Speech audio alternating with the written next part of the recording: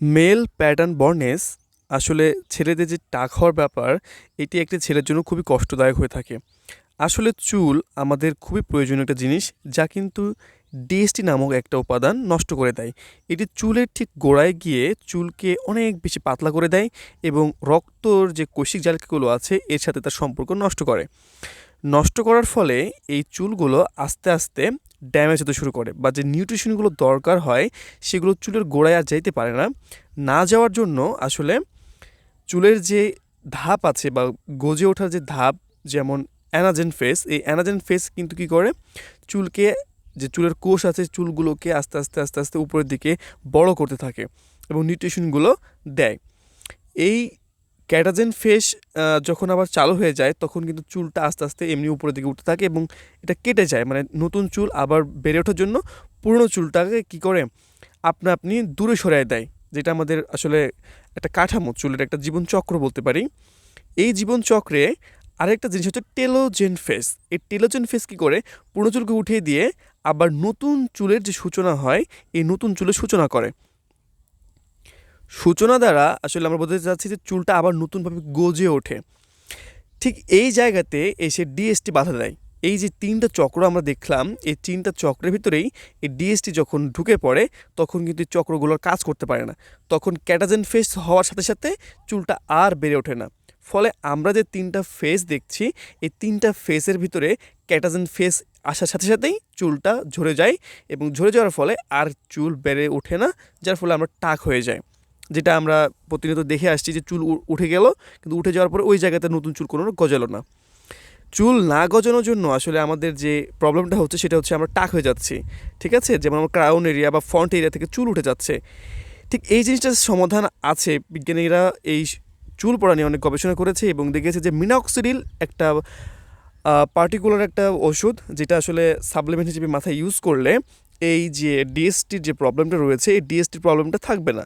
মানে ডিএসটি হইতে বাধা দিবে, বা চুলের গোড়ায় গিয়ে ওটাকে যেটা করতেছে, মানে চুলকে বেড়ে উঠতে দিচ্ছে না, বা ক্যাটাজেন ফেস শেষ হওয়ার পরে আবার টেলোজেন ফেস শুরু হতে দিচ্ছে না, এই প্রসেসটাকে কনজিউম করছে মিনক্সিডিল। সো আপনারা যাদের চুলের সমস্যা আছে তারা অবশ্যই ভালো মানের একটা মিনক্সিডিল আপনারা ইউজ করতে পারেন। ইউজ করলে আপনাদের কিন্তু চুল পড়ার সমস্যাটা অনেকটাই কমে যাবে। আবার বলা যেতে পারে যে আসলে মানুষ যখন এই ৩ টাইম পার করে, তখন অনেক রকমের অনেক ওষুধ আছে যেগুলো তারা ইউজ করতে থাকে, যার ফলে কিন্তু চুল পড়া আরও বেড়ে যায়, মানে কমার বাদে আরও বেড়ে যায়। তো আপনার দরকার সঠিক একটা চিকিৎসা, যে চিকিৎসা আপনি নিলে আপনার অবশ্যই অবশ্যই সেটা উপকার হবে, না আপনার ক্ষতি করবে। সো আমি রেকমেন্ড করব আপনারা যারা চুলের চিকিৎসার জন্য আছেন তারা অবশ্যই এই চিকিৎসা ফলো করবেন। নয়তো একটা ছেলের বা একটা মেয়ের যে সৌন্দর্যতার চুল, সেটা আস্তে আস্তে আস্তে আস্তে আস্তে এইভাবে চুল হারিয়ে যাবে এবং একসময় আপনাকে সবাই টাক বলবে। তো সেটা শুনতে অবশ্যই যেমন খারাপ লাগে, সেটা দেখতেও খুব খারাপ লাগে বা কুৎসিত লাগে, কারণ সৌন্দর্যতা মানুষের চুল। তো আপনি যদি এটা করেন তাহলে আস্তে আস্তে আপনার চুল আবার বেড়ে উঠবে মিনোক্সিডিল দিলে। তবে একটা কি, যে আপনি ছেড়ে দিলে আবার আগের পর্যায়ে চলে যাবে। সো আপনি এটা কন্টিনিউ চালাবেন, কন্টিনিউ চালালে সেটা আসলে ঠিক হয়ে যাবে। এখন আসি হেয়ার ট্রান্সপ্লান্টের বিষয় নিয়ে। হেয়ার ট্রান্সপ্লান্ট যদি আপনি করেন তাহলে আপনার জন্য সেটা একটা গুড ডিসিশন হতে পারে, কারণ এটা করলে কি হবে যে আপনার যে চুলগুলো উঠে গেছে সেগুলো আপনি আবার পুনরায় আপনার নিজের মতো করে গুছাতে পারবেন। তো এই ক্ষেত্রে ডাক্তাররা কী করে, এফইউই নামক একটা সার্জারি করে, যেটা কিনা আপনার চামড়া সহ আপনার চুলগুলোকে তুলে নেয় গোল গোল করে, এবং যে জায়গাতে চুল নেই ঠিক সেই জায়গাগুলোতে আবার এই চুলগুলোকে প্রতিস্থাপন করে। ঠিক কীভাবে প্রতিস্থাপন করে, যেভাবে ধানের চারা এক জায়গা থেকে নিয়ে এসে আরেক জায়গায় রোপণ করে দিলে যেভাবে ধান গাছ হয়, ঠিক চুলের ক্ষেত্রেও তাই হয়। চুলগুলোকে এক জায়গা থেকে তুলে নিয়ে এসে আরেক জায়গায় যখন লাগিয়ে দেওয়া হয়, একে বলা হচ্ছে হেয়ার ট্রান্সপ্ল্যান্ট। তো এর ফলে কি হয়, এর ফলে নতুন যে চুলগুলো আপনি পাচ্ছেন সেগুলো আবার আগের মতো, আপনার যে জায়গাতে চুল ছিল না সে জায়গাগুলোতে চুল চলে আসে এবং আপনার সৌন্দর্যতা আরও বাড়িয়ে দেয়। তবে মনে রাখতে হবে, যত্ন ছাড়া কোনো জিনিস থাকে না। তো আপনি নতুন চুল লাগানোর পরেও আপনাকে কিন্তু যত্ন করতে হবে।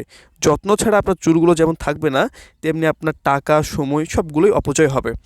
সো এই পিছন থেকে চুল নিয়ে এসে সামনে লাগানোর প্রসেসটাকে বলছে হেয়ার ট্রান্সপ্ল্যান্ট। এটার করার পরে আপনাকে লেজার ট্রিটমেন্ট নিতে পারা যাবে বা পিআরপি দেওয়া যাবে, কোনো সমস্যা নেই। তবে একটা জিনিস মাথায় রাখতে হবে, চুল চলে আসার পরেও আপনাকে এই কার্যক্রমগুলো প্রতিনিয়ত কন্টিনিউ করতে হবে। যে সময়, যেমন পিআরপির সময় পিআরপি বা ওষুধ নেওয়ার সময় ওষুধ নিতে হবে। এই সব কাজ আপনাকে ঠিকঠাক সময় মতো করে যেতে হবে। যদি না করেন তো সেক্ষেত্রে আপনার চুল কিন্তু নষ্ট হয়ে যেতে পারে।